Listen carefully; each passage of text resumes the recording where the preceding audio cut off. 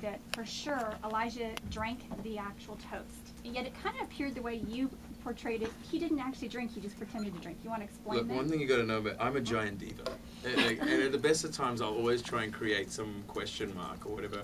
I think that when I was doing that, I was thinking, it's just always nice for them to be able to have the sense of suspicion. And look, that's in the editor's hands. I did one like that. I did one where I was gulping it down. I kind of just wanted to create, you know, something enigmatic.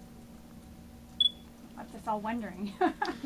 It's left me wondering too, because it also creates an opportunity. You see, the actors don't know anything until from week to week, so they really do keep us in the dark. So I mean, they could go down that road.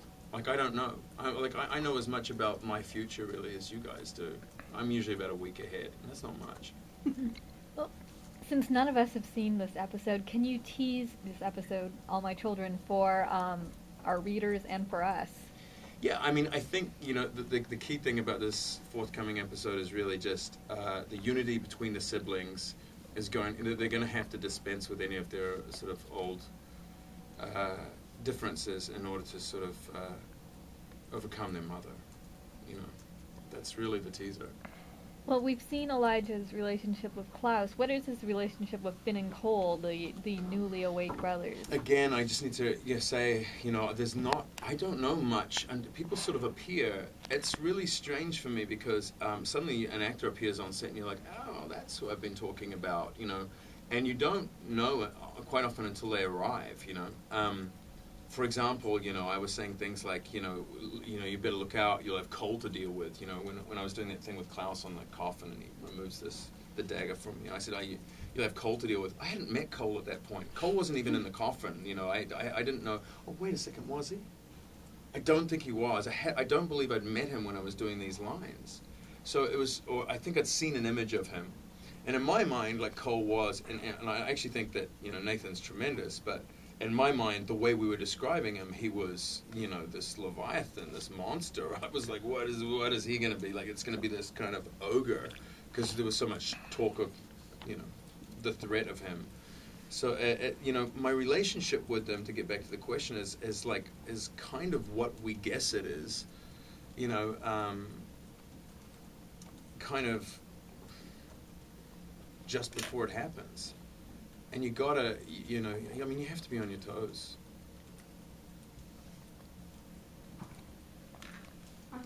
Can you talk about Elijah and Elena's relationship? Sure. Look, Nina Dobrev and I just like working with each other. I think a lot of people just read into that as kind of, and maybe we're a little too flirty with each other, and it just ends up in what we're doing. And that's all that is. I think, we just, look, I really enjoy working with Ian Somerhalder. Not so flirty with Ian. Definitely with Nina. It's a little, and I think that people are just sort of reading that. I don't know. I like that relationship. I'm just going to now reveal some of the worst, spikiest, terrible hair in the world. It's just too hot in here for this. The thing about she and I that I think there's some sort of unsaid thing that's happening, which I like. It's sort of like this, it sounds pretentious, but it's kind of like a spiritual romance, I think, that they both kind of aspire to the same qualities in a person that perhaps, I don't know, I think that Elijah's certainly enchanted by a nobility that she's able to uphold and that he aspires to. And kind of going off of that, if not Elena, will there be a love interest for Elijah at some point? I mean, I think Elijah's almost more business before relationships, There's something kind of the consigliere about him. He reminds me of Robert Duvall in Godfather, except way, way more menacing. But, that's just the nature of his character. But I see him as, he's sort of duty before women, although every time I've had an opportunity to play him as being beguiled by a woman, I have, because it's just another layer. It's interesting, That's why it's fun to go into the flashback stuff, because there's a greater sense of vulnerability that you can play with them. What will it do to him when he finds out what his mother is planning for her kids? It'll destroy him, I'd imagine, but he has to do. anything he can in order to survive. And I think his loyalty is probably greater to Klaus at this stage than and his siblings, even through all of the betrayals and everything, than to his mother, who's basically been extinct for most of his existence. I mean, it's almost a pipe dream to have a kind of, to have them all together, including their mother, once he learns that of that betrayal. Elijah is the most moral of the originals, and he's the one that gave Esther and Elena pause, because there's no way to save him, as far as we know, although it's Vampire Diaries, so there's probably all sorts of twists in the spell. How is that going to play out? Are people perhaps going to not put the spell in motion because of Elijah? I don't understand your question. Could you clarify that? Well, that was basically the one thing that Elena seemed a little reluctant about going forward with the plan last week, was that Elijah would end up dying along with Klaus and Right. the rest of them. Is he going to be what sort of stops perhaps Esther from going forward with the plan to extinguish Well, I mean, her it seems like she children? proceeded. I mean, at the end of that episode, there was a lot of special effecty stuff and blood running into different runes and slow motion shots of some very glamorous looking vampires and me.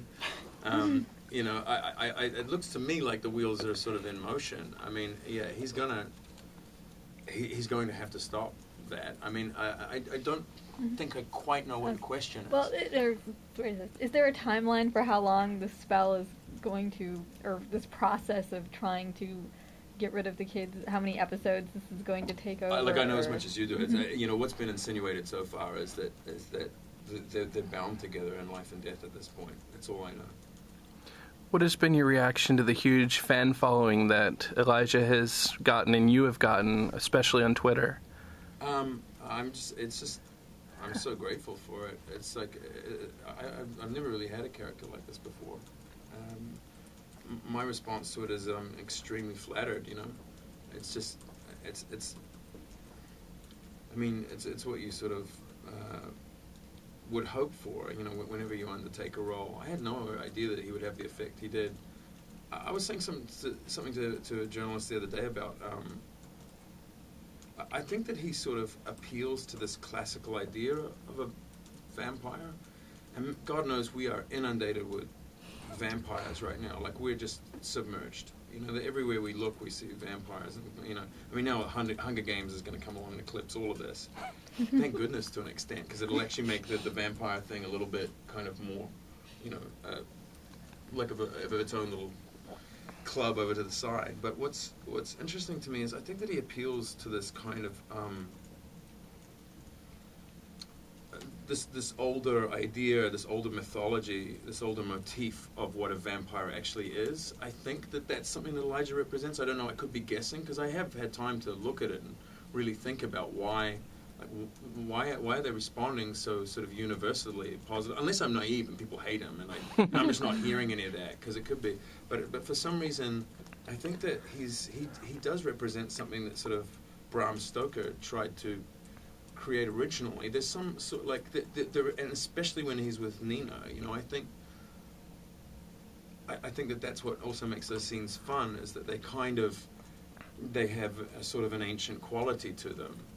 Within the context of the show, it's the doppelganger and Elijah and his much younger self. But in this, but in a greater sense, like just with sort of popular culture, I think that